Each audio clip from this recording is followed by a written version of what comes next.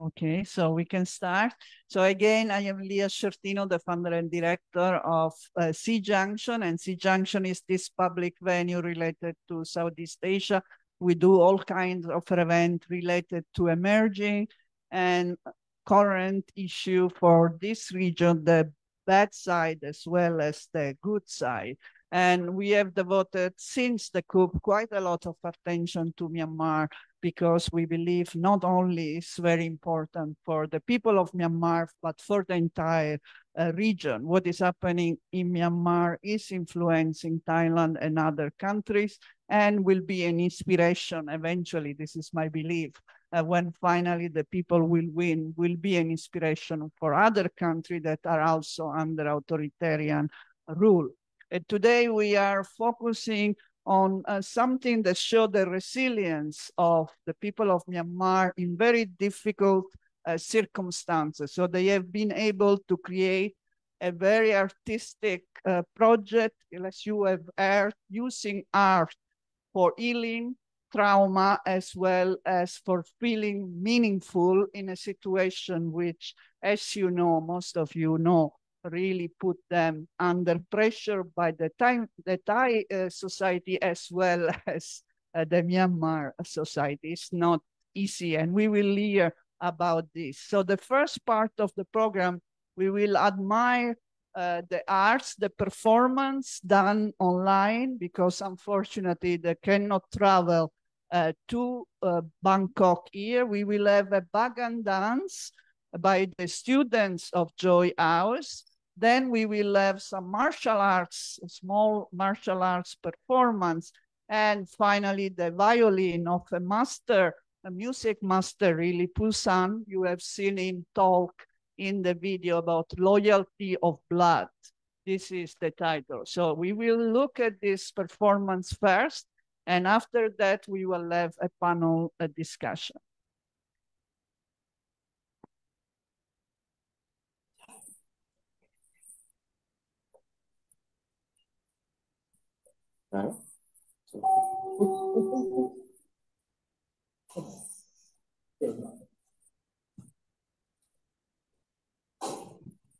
Yeah.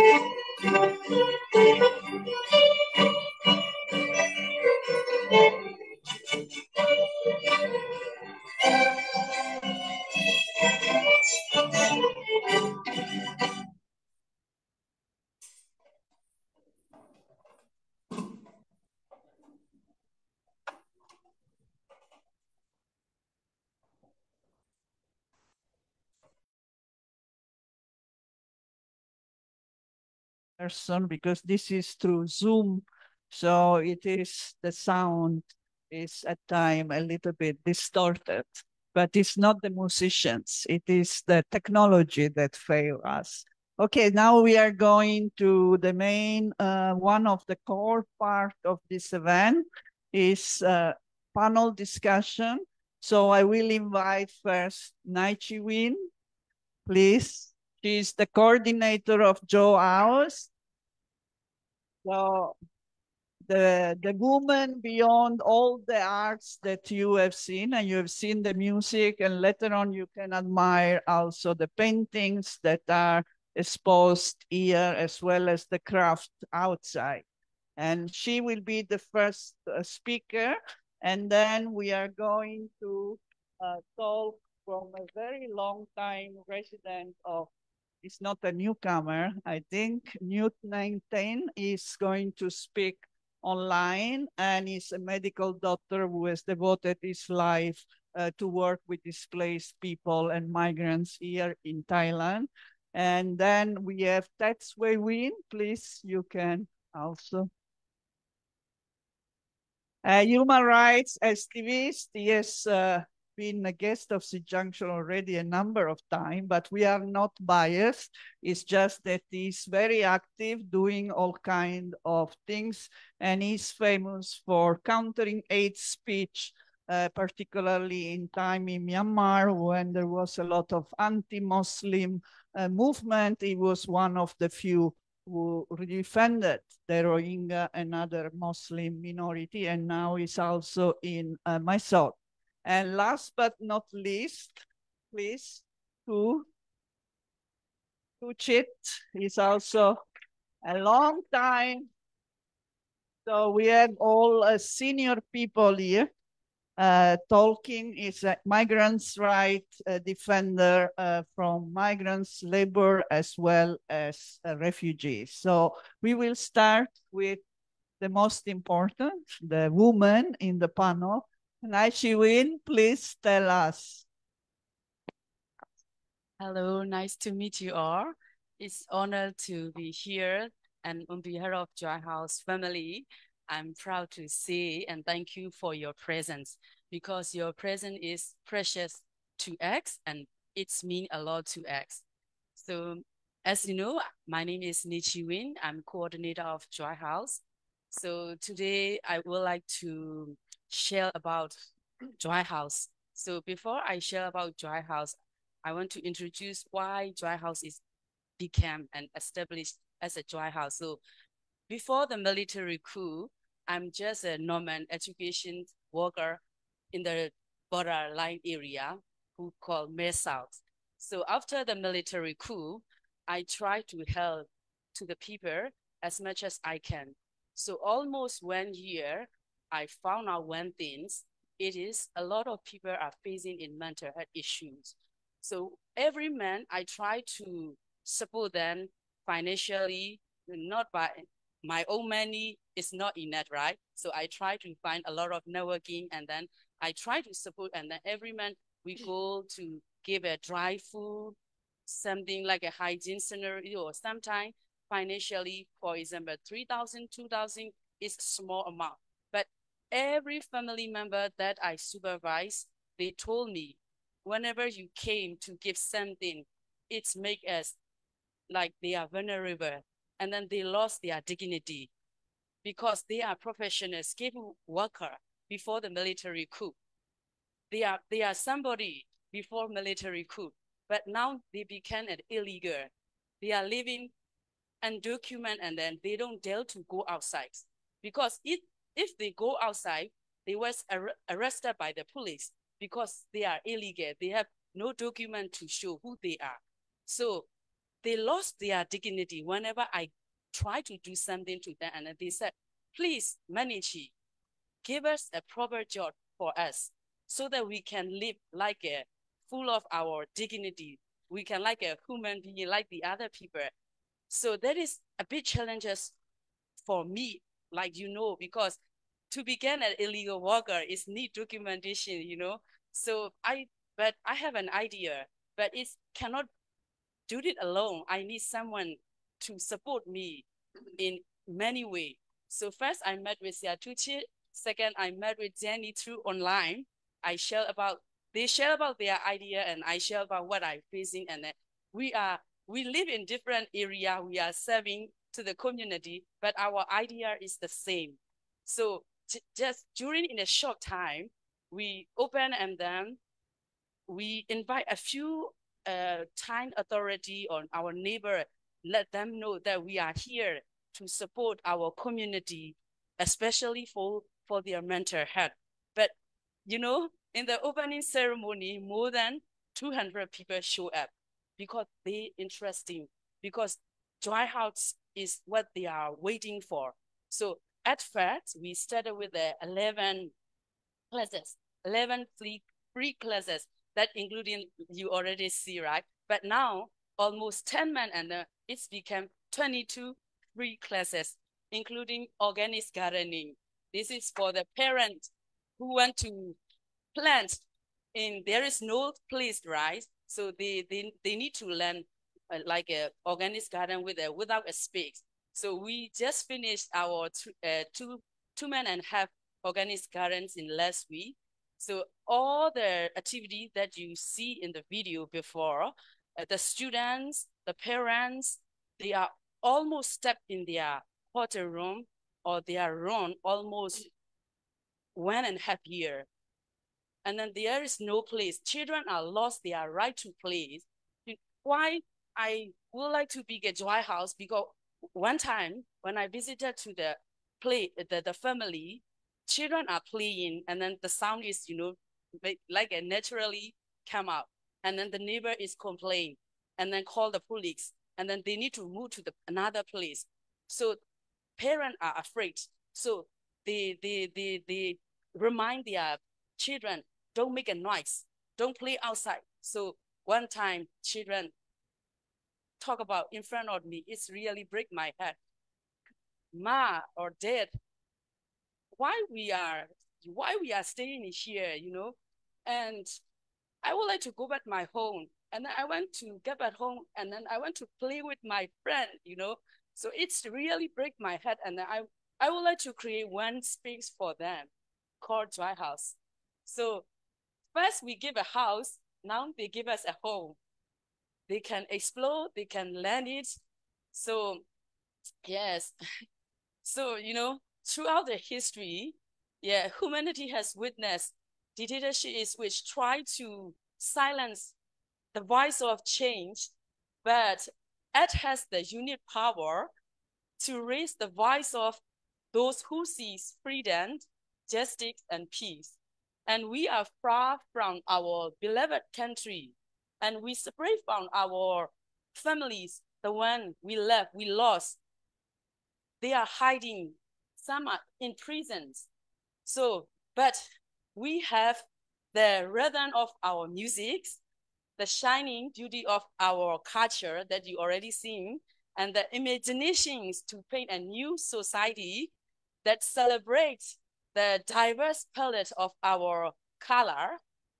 In the face of war, fear, and uncertainty, creativity is an act of defiance.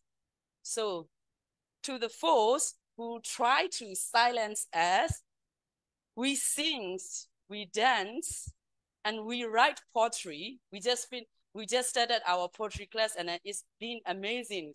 Yes. So we paint, we say together in one loud voice that echoes from the river to the mountain to the jungles. Joy will belong to our people. Yes, thank you.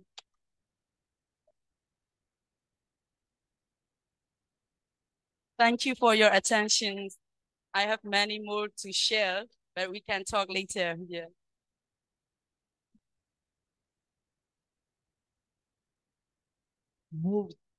Moving speech. So, but okay, we need to go on and we will have time later on to interact again. So please, on.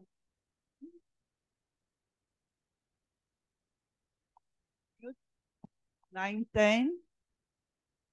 Sorry for the mispronunciation. Can you hear us? Yeah, I'm here. Can you hear me? Yes, please. Yeah. So actually, thank you everybody. It's nice to meet you all and it's a good evening. Because I'm joined online, it's my apologies that I can't be there physically. So I requested to the person, ID person, I would like to share a screen and I prepare one PowerPoint that I want to show. So it's much easier for everybody to look at and when I talk. I think, can you see it? Okay. So that's a short presentation. So I prepare some kind of information. So my topics, I'm saying that healing from mental health challenges for today. So what I would like to share is that the current situations, give me a second. In the current situation, there is an article that I retrieved. It is the new humanitarian for 12 April 2023. So in 2022, Burma is the third highest level of violence in the world, and the estimated 20,000 civilians in fatal kill in the political conflicts. But today, this evening, I also look at the dashboards of the armed conflict locations and even data projects. So you can see it. That is the Ukraine, Burma, Mexico, Palestine are one of the 4 countries at the top in terms of the crisis. So that is a situation that where people inside Burma, Myanmar are facing. However, if you look for this one, now in terms of conflicts, even more wars. Now,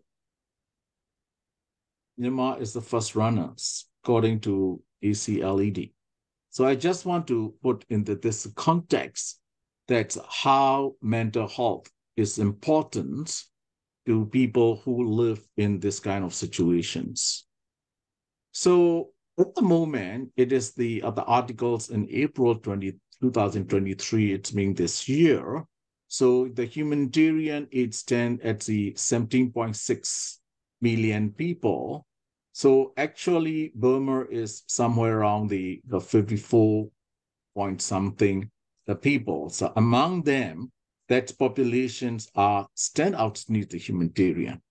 In terms of the mental health, I also want to reference this, research finding that after the disaster, within an hour, at least 25% of population may be stunned, dazed, apathetic, and wandering, suffering from the disaster syndrome. We call it the disaster syndrome. People who are in conflict within an hour, people who are in the disaster within an hour, can they happen, this kind of thing. And then you can imagine that research say that 25% of people.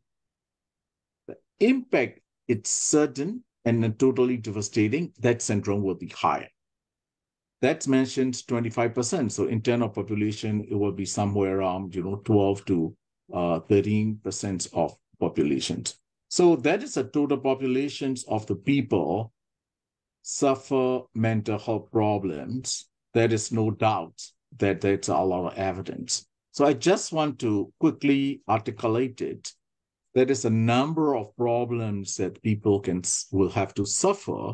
The first one is a trauma and post-traumatic stress disorder who face these kind of traumatic events. Of course, the anxiety and depressions, losing their family member, grief and loss, and then they have to displace in different places. Now, Joy House is operating in Mae Sot, a lot of displaced people, and then they have a displacement stress that the Nietzsche already mentioned some. And the people feel hopelessness, helplessness, and then they are also stigmatized in discrimination, not because only mental health problem, because of the displacement, illegal, and you mentioned about the documentation. So people being stigmatized and discriminate. And then if it is people need help in related with the mental health services, it's a culturally, people doesn't want to go and say that, oh, no, I'm not a crazy person. So they try to cope with themselves with the mostly people cope with the negative coping mechanism like alcohol and drugs and cigarettes and, sleeping pills and so on. So it will lead to the substance abuse. So we also need the people to cope with the positive coping mechanism. Of course, the family and social distractions, because of they are in the different places and people are separated and so on. However, as against I references in the another reference, as I mentioned down, it is a research it's doing by the more than 70,000 Burmese adults being surveyed. So we call it this a non-probability. So it's not really with the proper sample size. It is a snowballing that people are feeling. You see it's a probable depression is a 61% and probable anxiety is a 58%. If it is joined together, it will be a 60.71%. So you can imagine how big the mental health problems, and then we need to address and how much people suffer. So this is my last slide. So I don't want to read it all, how we have to halt mental health problems among that displaced people. But I highlighted it with the greens. Community-based intervention is one of the best and one of the very, very important intervention. And it is an empowerment model. The one who displays here, we use them and they live back lively. And also they are also helping to the fellows displaced people and making more engagement with the host community. So that's what Joy House is doing, together with the other service provider in the different specialized area. So I really hear and I proud and then, congratulate and acknowledge the Joy House activities. That is one of the important activities that's healing from the mental health challenges with the so many program and interventions. Thank you very much. Thank you all. Thank you. Thank you very much for the very comprehensive, providing a very comprehensive background to the issue that Joy House is and other groups are dealing with in Mae Sot and other parts of the country. Now we go to Thet, please. He's also as an organization, Synergia, but here is more in terms of his affiliation with Joy House. Please. Good evening. Hello? Good evening. Wait.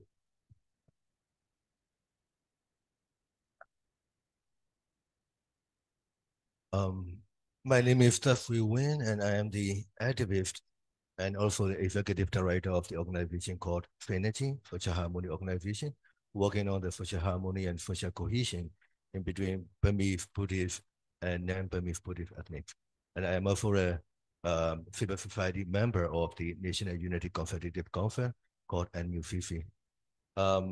Yeah, I'm glad to be here today, and also I feel sad to talk about our statelessness and also the problems that we are facing over there as refugees. And when we talk about the Burmese refugees, maybe but especially when we talk about Burma, internationally, most of the people suddenly, spat about Burma. It's like maybe the reflection. It's about a Rohingya genocide. Millions of people have been fled, and then, like many thousands of people being killed. And also, when we talk about refugees, maybe you might, imagine the refugees that live in the makeshift camps, like the Federation living in the Rohingya camps over there in Bangladesh. But our statelessness and the refugees living in the Thai-Burma borders, I mean, the refugees that newly arrived to the Thailand is a little bit different from what you have seen and what you imagine. Like that, you just think that the refugees over there are like dancing and they are singing the song and playing all the music instruments and like living in a situation like like normal people. So in generally, if you see them, you might think that we are okay, but we are actually not okay living in this situation. I am also one of them. I crossed the border I lived like 7 months in the jungle after the coup that the military raided my house and also my office. I had to run away. I had to separate with my family. And like when I crossed the border, I started having the feeling of being a statelessness. You know, when I land to the Thailand flight, I feel like um, I'm helpless. I'm they have no one to protect me. Like, and also of course that there was no one to protect me in Burma or also like because the military that are supposed to protect us if like trying to kill us, but I had to run away from them. And also like there was no one to protect me even in the Thailand also. But I had to like restart or repeat everything from the ground zero when I arrived to Mae Sot. And I started seeing most of the people like in that area, um, as as an activist and also as a well-connected person. So I am always privileged wherever I am. But like even in this situation, I am privileged. So that there are people that want to help me. Also the embassies or the organizations or whatever, they connect me that hey, what do you need? We are here to help you. But there are many thousand underprivileged people who who do not who did not know anything about this kind of helping mechanisms or supporting mechanisms, and also they have lost a lot, back in Burma.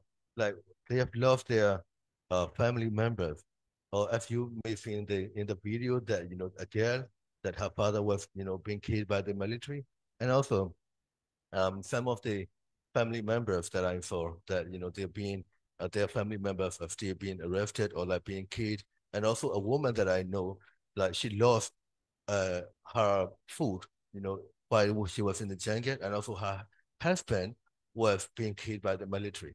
So like each and every person who arrived to Mae Sot have their own traumas and their background stories, or the, like very dark, stories that they've been through. And also, I also invited a friend here that the fitting, the gentleman sitting over there. So actually, uh, uh, he's a CDMer, and he crossed border and stay at one of my safe houses like 1.5 years ago, like 2 years ago. And then after that, he asked his wife and 2 years old kid to, come to Mae Sot to try and feed. His wife was a teacher. So he asked his wife to try and feed him. And then his wife and 2 years old kid came to Mae Sot. When they crossed the border, he went there to the borderline to pick up his wife and kid. Then suddenly, all of them were arrested by the Thai military. And then they found his wife and kid were detained 2 days in Mae Sot, and then they were sent back, deported back to Burma. And then he was imprisonment 37 days in Mae Sot prison. After that, the Thai military, the Thai authority wanted to deport him. But we tried to stop it because he is one of the leaders of the West Bengal region that during the revolution. So I just we just tried to stop it. And then the Thai authority did not deport him, luckily, but they sent him to Bangkok to the immigration detention. But he stayed 1.5 years in that immigration detention center. The room was just this big. He stayed minimum 70 people, maximum 150 people in this small room for 1.5 years. He didn't do nothing. That we just crossed the border for our safety, for our life. But the way we, face, I mean, the way we're being treated, of course, that, there are laws that, who cares, man? I mean, for me, like, I have to do whatever for my life, So, uh, like, there are many more people like this situation. So, like, according to my friends, like, there are some medical doctors in the immigration detention that waiting for the time to be relieved. And also, when the doctor said, about the percentage of the mental health situation of the people, I would say, like, most of the, like, all of the people living in Mae Sot, especially the newcomers after the coup, we have more or less mental trauma, mental problems. I'm also one of them. I've been through, all of the anxieties and also the depressions. I even wanted to commit suicide last year. I got a lot of problems. So like we don't know when we're gonna be arrested. Even I am like personally be here, but I had to manage to be able to live in Thailand. And also like when I cannot travel easily, I have to do many processes to get to here. So these things make me a lot of stress, and also it depressed me that so there's sometimes I also question myself that whether I should continue staying in this situation or not. But you know uh, when I look back, there are many, like I would say thousands of people that live in the situation worse than me. So I need to be there. I think I said myself, I need to be there to be with them to continue the revolution. And also, like I've been traveling a lot to through Thailand. I cannot get out of Thailand for sure, but I can travel like Chiang Mai, Bangkok, and meet different of people, and that I can see uh, the the vibes of people very different, very diverse. Especially when you get to Mae Sot, and like when you meet the people, you can read the eyes of the people. They have no brightness. They have no hope. They have no future. That you can see that all the dead eyes of people over there. But when I meet the people from the Chiang Mai or Bangkok, because they have they got exposures, even though they cannot go back to Burma or they cannot, get out of, Thailand, but they are meeting with different people, and then they get a lot of freedoms, more freedoms than the people living in Mae Sot. So the uh, we can feel the fresh feeling from these people. But over there, and also Mae Sot, the people from Mae Sot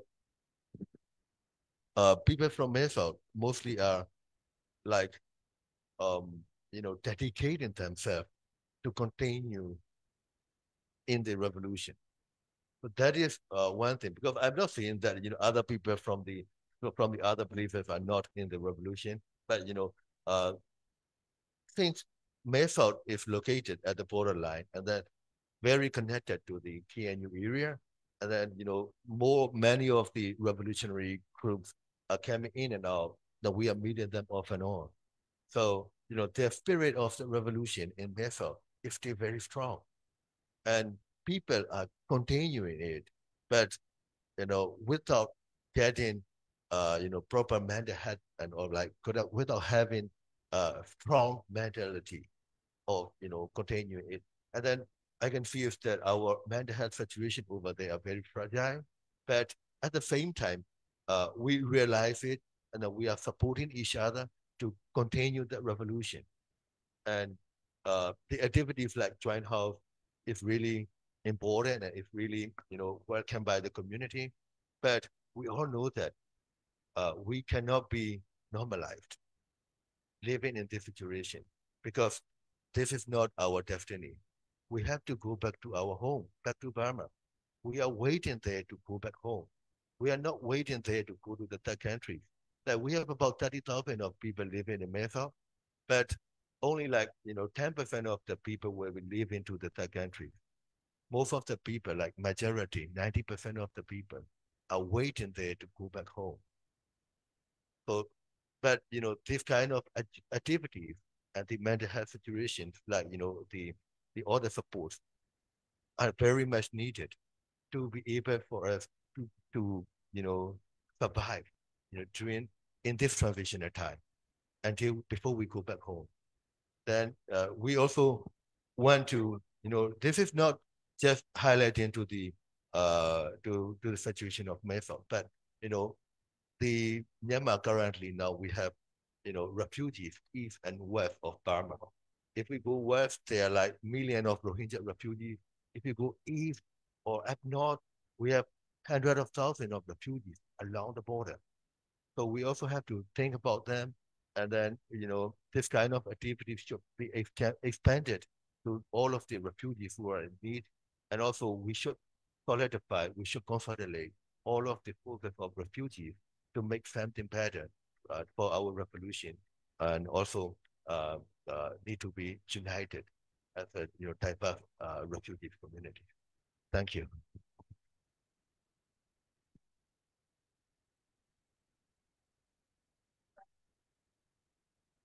Last but not least, to Chit, who is actually the founder of the Thailand-based Foundation for Education and Development. And this foundation is the umbrella organization for a Joy House. So please.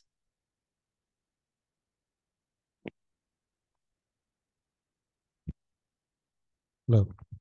Yeah, good evening, everybody. I'm Htoo Chit. I'm also the activist. We are proud to call we are 88 generation. It means that I left from my country for over 3 decades. Fortunately or unfortunately, I had the chance to back to Myanmar for last 10 years because the president they say that they invited for our exile activists who are working for the developments abroad, and then I back, and now that I exile again for last 3 years. So this is the program of why we are thinking and why we established for this Joy House program. This is mostly my experience and my experience and my family experience, and when walking around the border as the human rights workers, or I also before that I involved in some struggle organization for 10 years before I set up for this foundation. For example, in 1988, my younger brother, he joined the revolution. And also after 1 year, I also joined the revolution. At the time that my mother is a widow, so that when unfortunately my brother, he died at the front line in 1994, so, and I also, that when I was in Thailand, I have been arrested the 5 times in the Thai prison. I still do appreciate for the Thai government. I have the chance to study Thai language in prison, in the Kachana prison. So there's my the straight, that my more easy to deal or more easy to communicate with the Thai authority and the grassroots people. So it is that's why that when that this we call the Supreme Revolution, whether we also have the planning what we should provide for this movement based on our experience and our expertise. So I also do appreciate for my lovely sister, the Jenny. Also, we're talking about the mental health sporting. It's a very strange with our foundation effort. We have never provided for this kind of the activities in Thailand or around the border. It is that I also saw where that I in 2000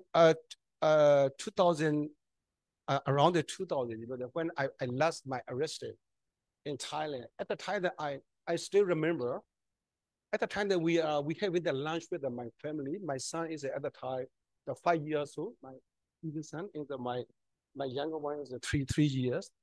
At the daytime that they time the military, they arrested me.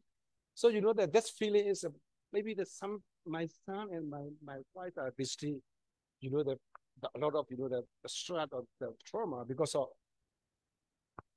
we don't know exactly how many years or how many months I've been arrested. So like this is like the I need the example for my life. That there is a reason why that we needed something like the mental health, the program or stress release activity for the fellows, the citizens.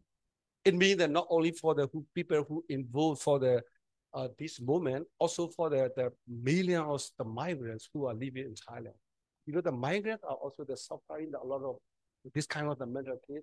One thing is even in the tsunami in 2004, that they didn't have any, the assistance from the Myanmar, the government, and also second is the COVID-19. Many, the construction site, that they have been forbidden to go to the outside, or some that the children they're not allowed to go outside, or they're not allowed to go to the school. So this reason, and I repeat again, this is a mental health.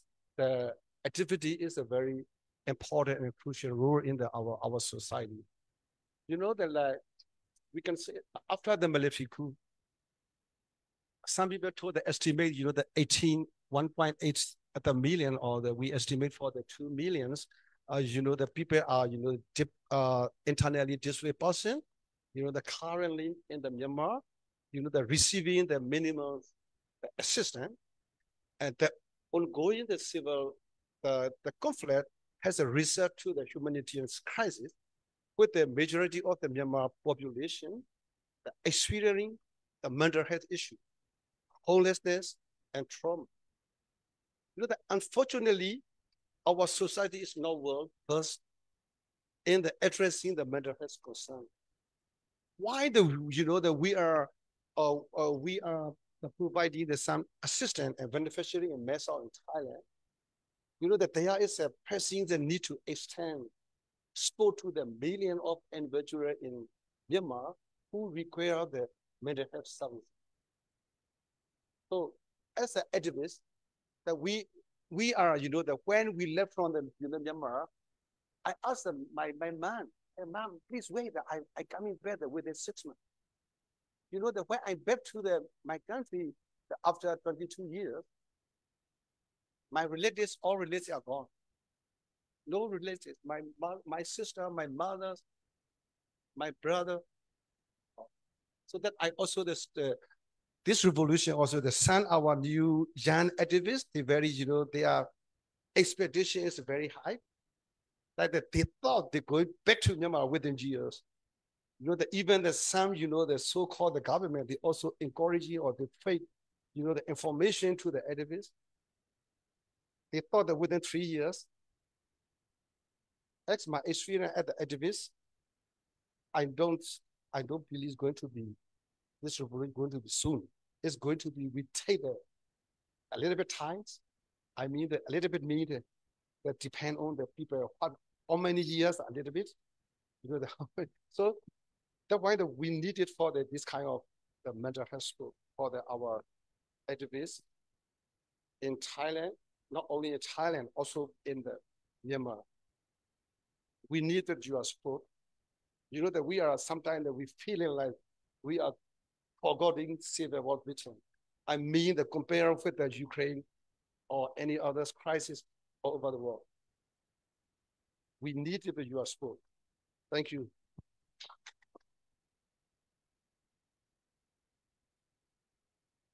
Thank you very much. So we have had 4 complimentary presentations about all different aspects, but the message is clear that mental health is a serious problem that needs to be addressed. Okay, I open the floor for the first 3 questions or comments to what has been said, or your own thoughts, please.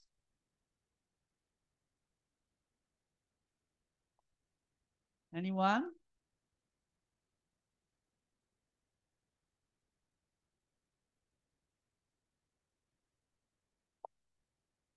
Or speechless? Okay, here, please introduce yourself and ask the question.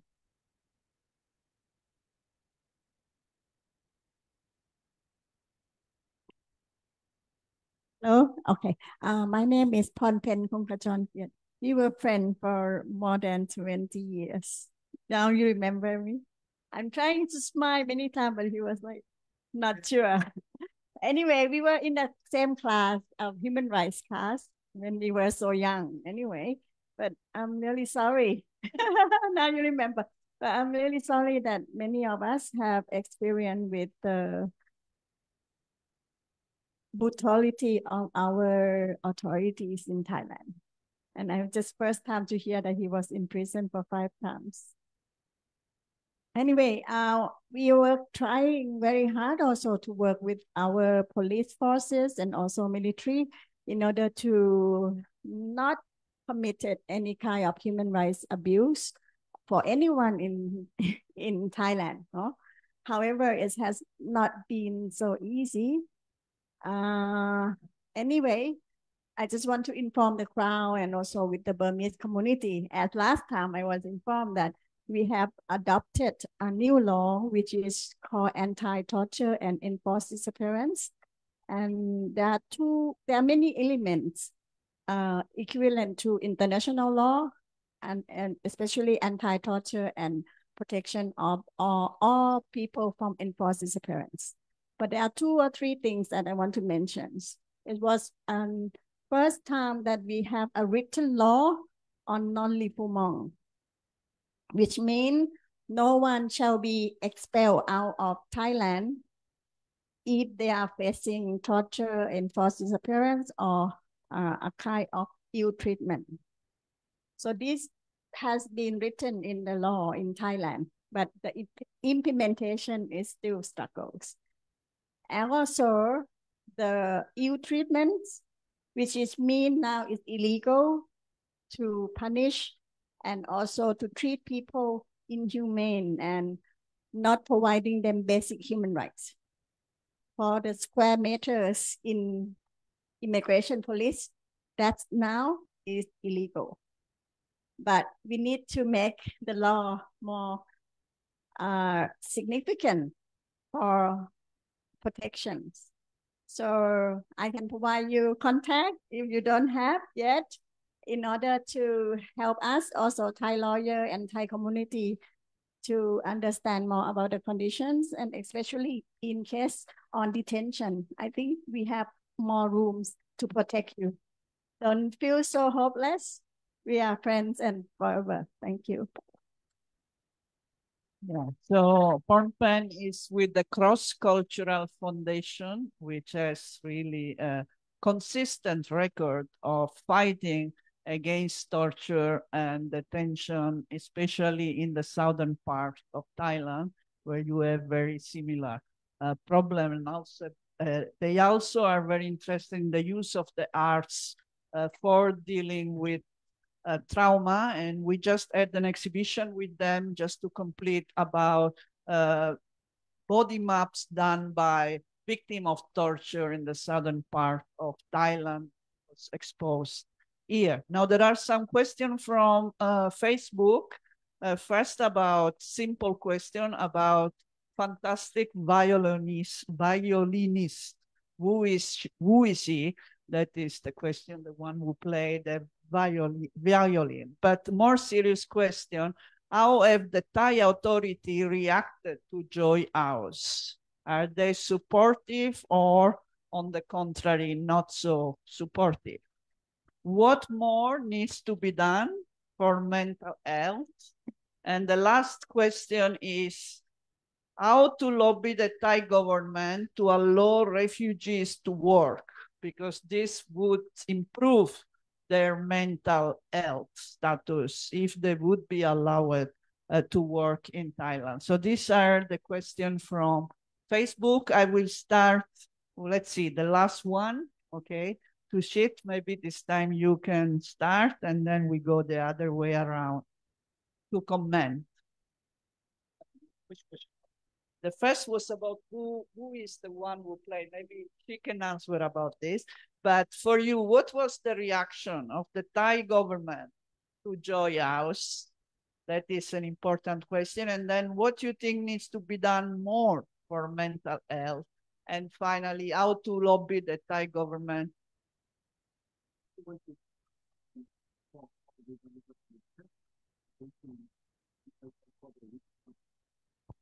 Okay, please. Yeah, hello. Yeah. Yeah, thanks for this question. This is also the very, that how can we say that we are the first ever, the foundation in Thailand, registered foundation. Even that I am the founder, because of many of the, the very, my first, the chairman, the late, my chairman is one of the well-known politicians, like the Ajahn Kaisa Chanawan. He's also the senator, and he's the former prime minister of the son of the former prime minister. It means that I would like to mention is it means the protect to our foundation. We also all our board members are Thai people. It's also the one thing is they also the more or less the protect, and this the regarding with the Thai the joint house in Mae Sot. We didn't have any the big problem why we implement this activity in Mae Sot.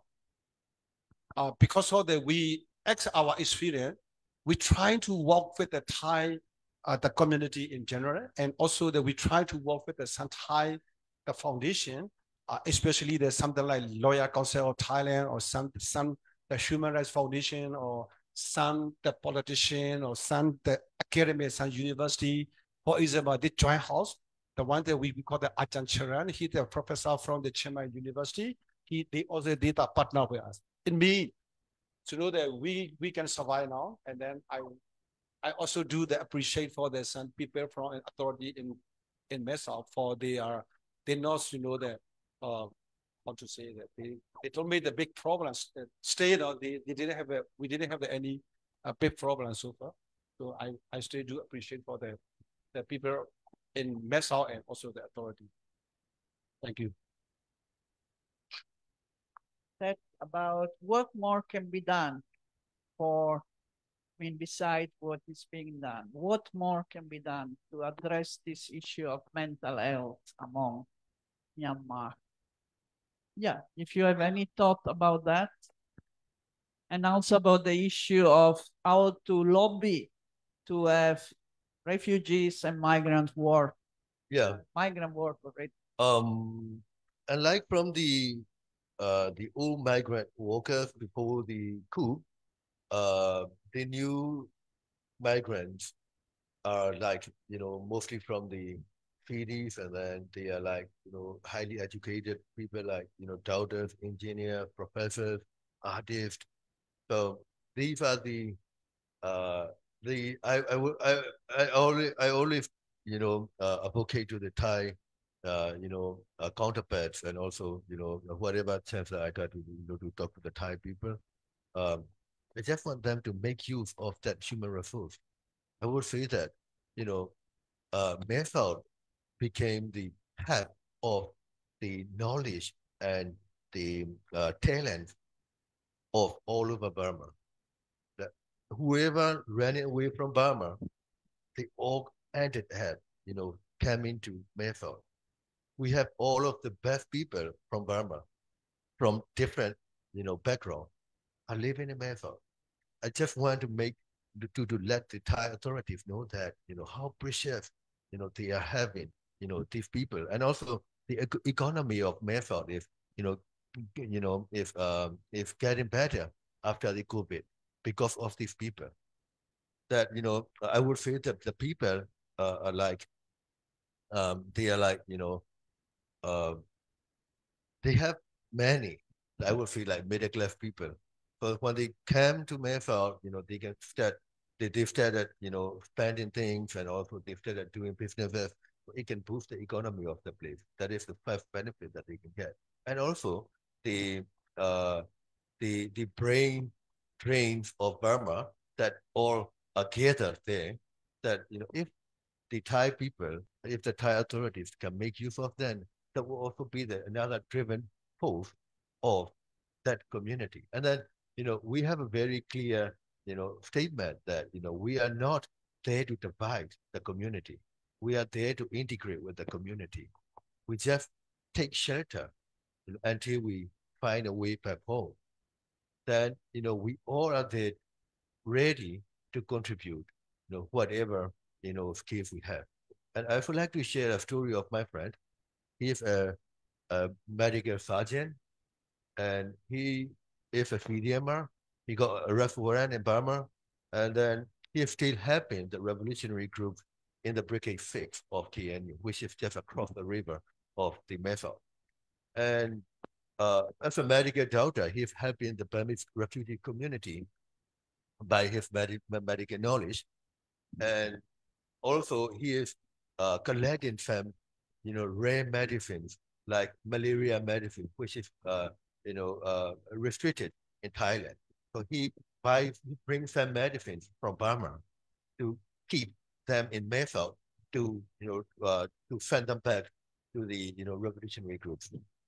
And then his Thai neighbor complained about him to the police. The police raided his house, arrested him and his wife, also a medical doctor. Both of them were arrested. We had to pay a big amount of money to release them, and all of the medicine that he keeps were confiscated by the police. So this is like a waste of everything. So if we cannot, of course that he needs a license to practice medicine, but there are a lot of medical professions in that area, but they dare not do anything because of the fear of being arrested. And also we have professors and teachers, but they also cannot do anything. So that is a waste of talent of all of the professions from Burma. So if we can find a way to make use of that, that will be beneficiary for both of the communities.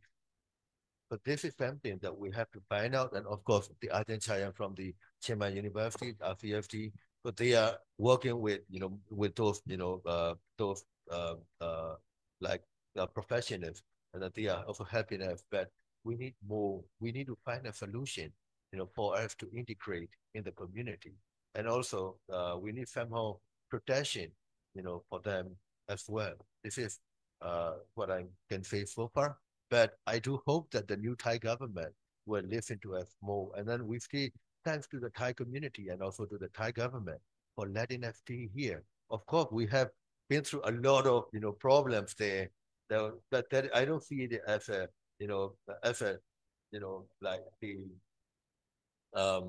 like the situation of that reflecting the whole Thai people and also the Thai government policy. This is just a piece of the institutional clash that we are facing on the ground. But we are still hoping that we can get some better policies for us to be able to live safely in Thailand. Thank you. Okay, Dr. Naing, please, I'm sure you have a lot to add about what more can be done to address the mental health problem of the Myanmar community here in Thailand. What is still lacking and what more can be done? Thank you. Thank you very much. Thanks. So these are the very good questions, and thanks for asking.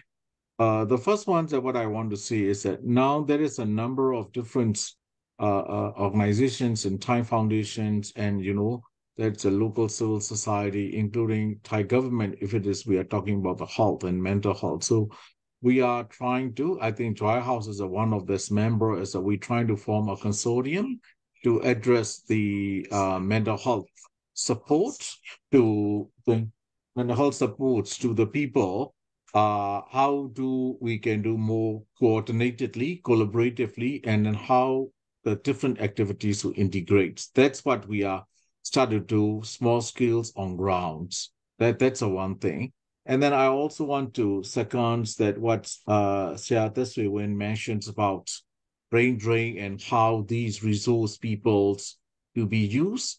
At the moment, maybe many of you knows in Dr. Cynthia Mount and Meta clinics and Mae Sot hospitals, we start to talking, and Mae Sot Hospital also take a burdens of the rapidly increasing the people providing the primary healthcare services or secondary healthcare services, including mental health support, because of mental health make some physical illness to the people like the hypertension and heart problems and so on, so many things, including alcoholisms.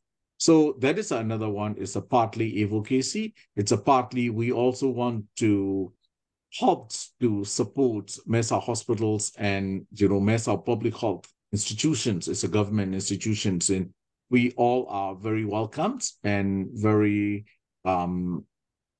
much in positive way of any support professionally or technically or our time to use, especially new CDMers with the medical background to come. So that's what we are also approaching and walking, but it's still early stage.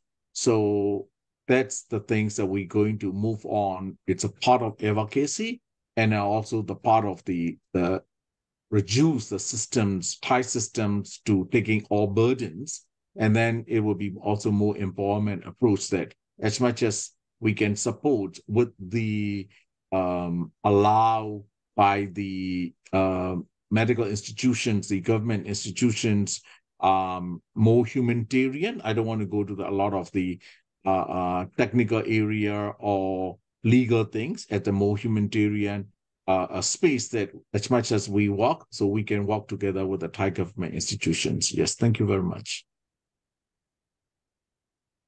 And lastly, to close this panel, but not the event, so don't run away. Nechi, please give us your thought about what more could be done. Thank you for the question. To answer about the name of the panelists or who they are, I would like to say that yet our violinist artist's name is Phoe. He's an engineer, and then he's the one who lead the violin and music ensemble group after the military coup inside Burma. That's why he need to run away from that. But not only for the Phoe, but all of our artists in Mae Sot they are the first CDMR in their area. So all the students and all the violinists are their background is come from like that. To answer the question about how the Thai community and the authority react. So before we open, I already told you we invite our immigration police station because we are supervised by FEDs, and then also I got the visa from FED. So sometimes like a Pomojor or immigration, they come and check it and then they asking me what you are doing. So why we should pay you a visa? So I give the dry house flyer in time. So when they see it, they really excited and then they said, "Can I dry?" I said, "Of course," because dry house is not only for the newcomer. The second main thing is we focus for the Thai community. That's why last month we went to the one-time school. We choose one-time school and then they allowed us to present about what we are doing and then we are invite them, including the student, the adult people, the parents, and then now we are in the session 4 and then we have some time students are joining our activity too. So this will be the answer of the questions. And also another part is like the height officer, they understand, but in the ground, we have some challenges is still happening. For example, our artists and students came to dry house on the way. Sometimes they arrested by the police. But we call like a FED, we issue the volunteer get, and it is not really like a document for staying, but showing who you are. So sometimes, maybe luckily, our artist was arrested by the police, and then when he showed the volunteer card from FED, and then they say nothing, and then they release it.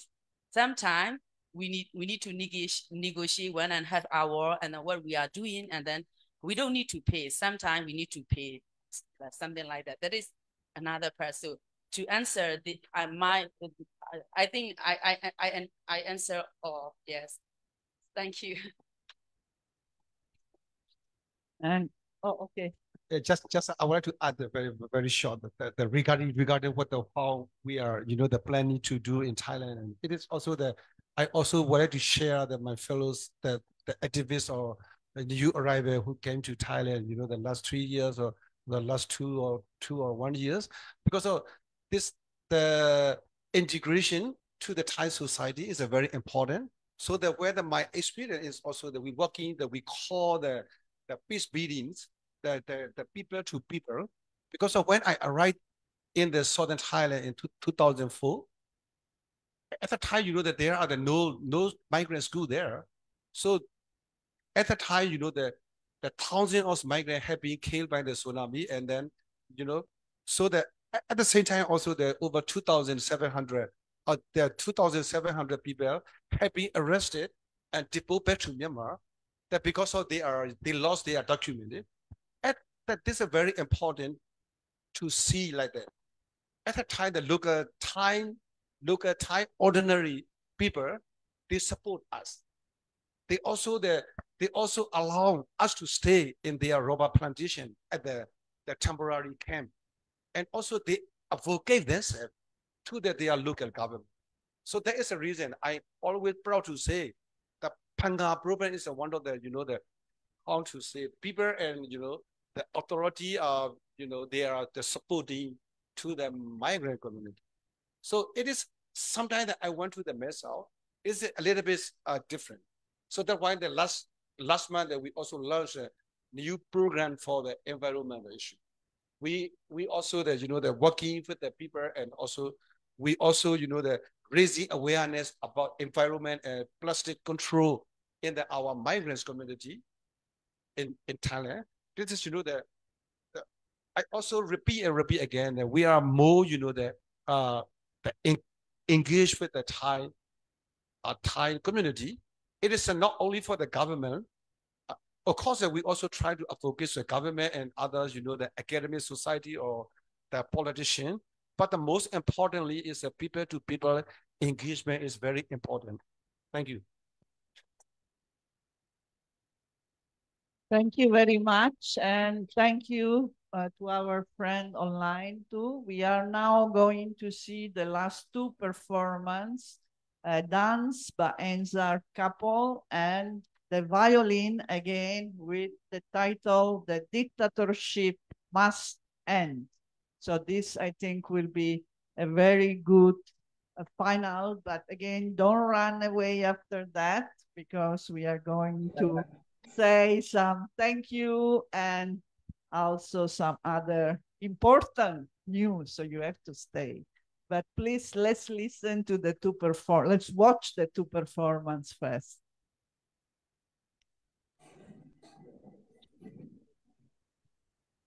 Yes.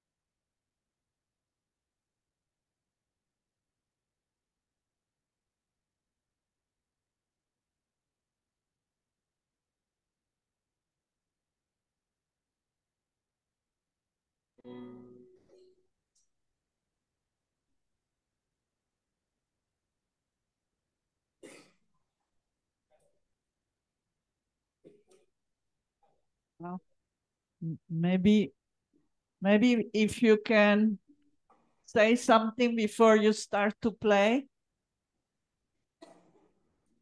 Oh, no, it's ready to play already.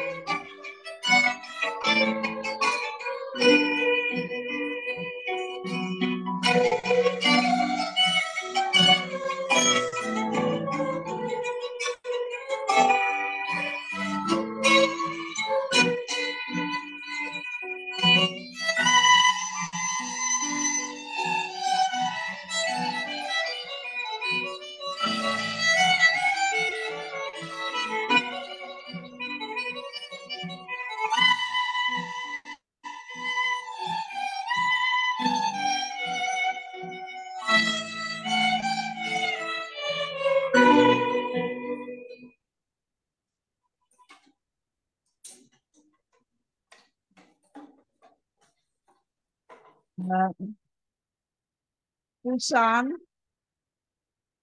No, I don't think they can hear.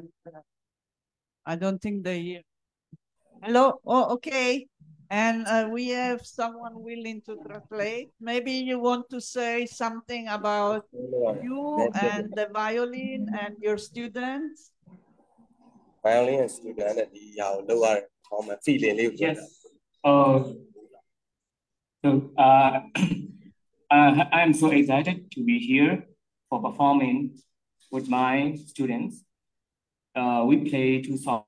The first sound name is Loyalty of Left. This one is Dictatorship and. So here it's very difficult to organize those many people playing violin. This is really difficult to organize. So first, I would like to say thank you to Joint House for giving us space, and making me feel like violinist again, because I feel I lost my identity after the coup. Before that, I was violinist. After the coup, I feel like I lost my identity. But Joint House gave me and my students Joint House here, and Joint House also helped us having music and also heal the trauma. So I am also excited and happy to be a part of this event. So thank you very much. Thank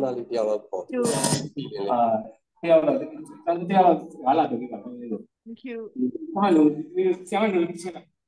Would you please?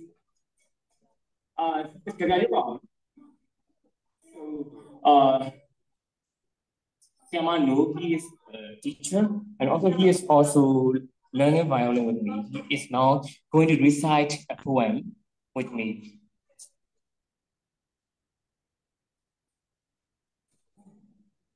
Hi, hello everyone.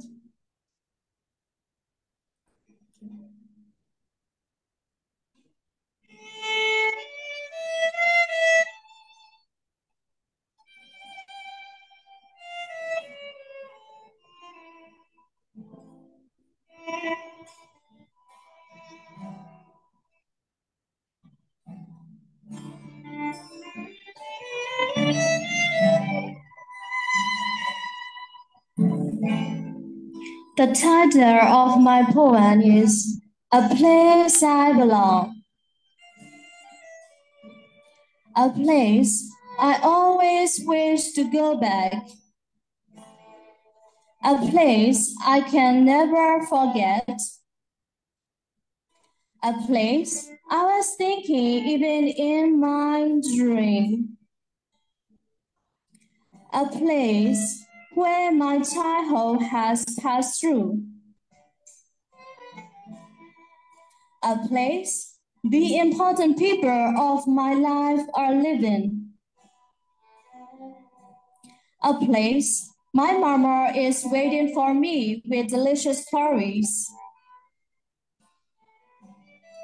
A place my brother and I could play again together. A place I can hang out with my friends. A place I can try street food with my beloved ones. A place where unspoiled nature and beautiful scenery could be explored. I know this place keeps calling me, despite I am too far away from it. Will I ever have the chance to return to the place I belong? Will I ever be able to meet them again? Will I ever? Thank you so much. Thank you so much. And I hope you find the place very soon. And we hope also to see you in person someday here to play in person for us this beautiful music. And the same music will be also played tomorrow afternoon by War San. She will play with the Myanmar Art at 3 o'clock in the afternoon. So if you want to listen more, including this last song that they have played tomorrow at 3 o'clock in the afternoon, where the exhibition is still going to continue until tomorrow night. So please promote it with your friend. They can come and look at this artwork by artists and future artists, children of Joy House. Unfortunately, the one I like, they're not for sale, but the one, there are many others, some others, few others that are for sale. So take a look to support Joy House, and also outside later on there is craft and also food and drinks as usual. On your way out, as usual, at Sea Junction, please give a donation. Our activities are free, but we still hope in your support. And we also want to thank Norwegian People Aid for supporting us in many of these Myanmar events. Now, we of course thank you also Joy House for partnering for us. It's been really an honor to have you all here. And I understand you want to thank someone too.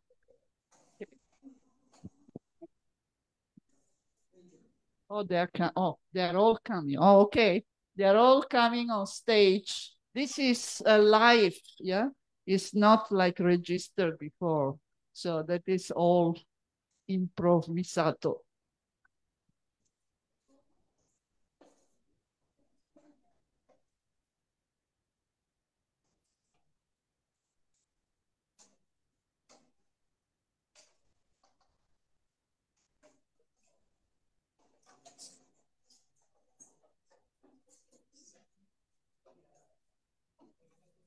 Thank you all for your precious time again.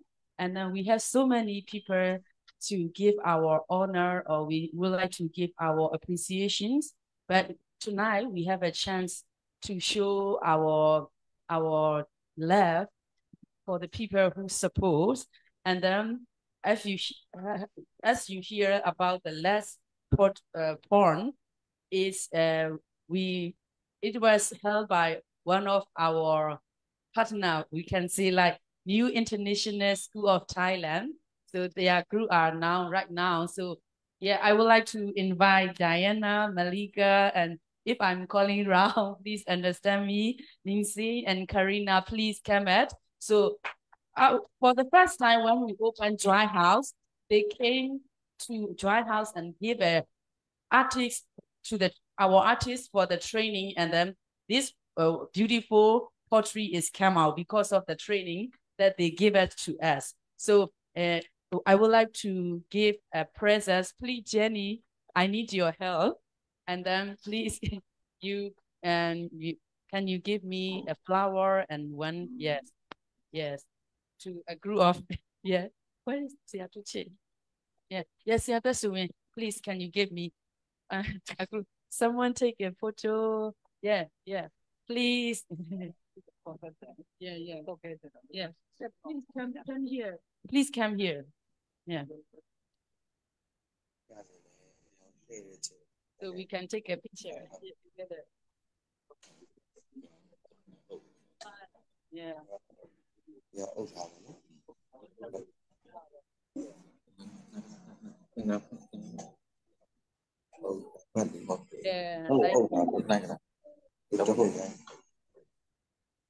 Yes, thank you for your time.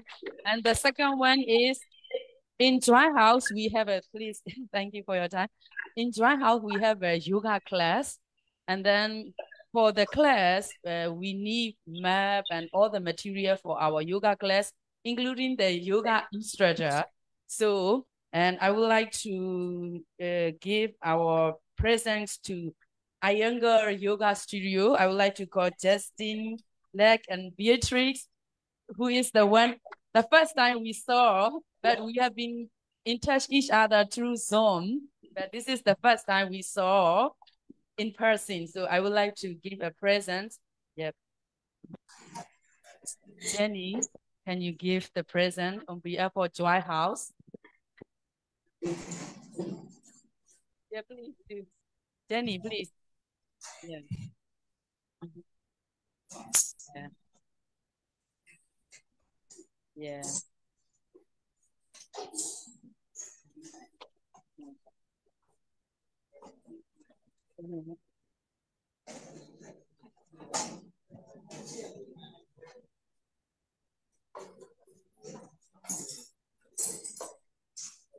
Yeah, we need photo.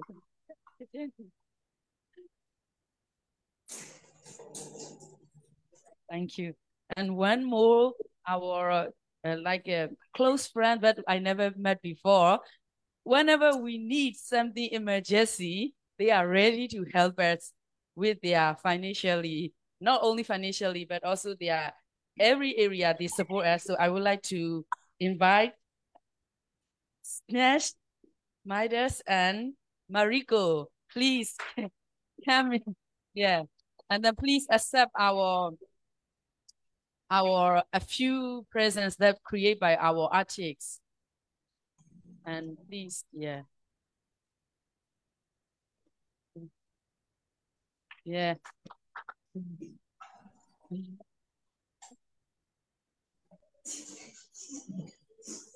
The last, yeah, thank you. Yeah, the last, our partner, I have no word to express, but I would like to give, we would like to give a small present, but it's including all of our artists hardworking. So I would like to call Siamat, Lear, and Bon come here because today you see a beautiful painting. Really? It's arrangement by Bon. Yeah. Okay. I have no words to express. So yeah, this is one of our artists create. Can you show the design? Yeah, Junction and Joy House. Yeah. Yeah. Thank you, Siamalaya. Yeah, for giving us a chance. Yeah. Thank you all. Yeah. Thank you for your precious time. Yeah. Thank you. So thank you again to our partner. And again, I credit John, Lynn, and the rest to doing all the installation. I was lazy yesterday, taking care of my dog. So they really did all the artwork, and they deserve the recognition for that. We still have many events. We have the exhibition on the third floor, which focus on issues related to COVID, particularly the economic, political, social impacts of COVID, which are still felt to these days in 6 countries of Southeast Asia. So please do go and take a look. It's very impressive, of course, biased view. It's very impressive exhibition. And next week, we have, again, events about Myanmar. One is the updates, the regular monthly updates on Myanmar. We have done that since the coup. I think we are really consistent. 3 years of updates. Before was Debbie's daughter. Now we are going to try with the Thai scholars and see, because of course the issue of Myanmar and Thailand is more and more relevant. So we are going to try with a Thai scholar and see how it goes. And then we have a movie, Broken Dreams, which has been shown at FCCT before, but for those who miss it, please do come. Are 9 short stories. It become a long film of 2 hours, but the 9 stories are short. And tomorrow, as they say, we still have this exhibition, and Monday you can go to FCCT too to listen again to this fantastic panel and invite your friend to go there FCCT on Monday at what time? 5 o'clock.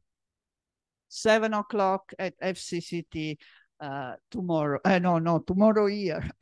Monday to FCCT. Okay, outside there is some samosa and other Myanmar food. So please go outside and continue the conversation. And on the way out, as usual, give a generous donation so that we continue our activity. An applause again to everyone.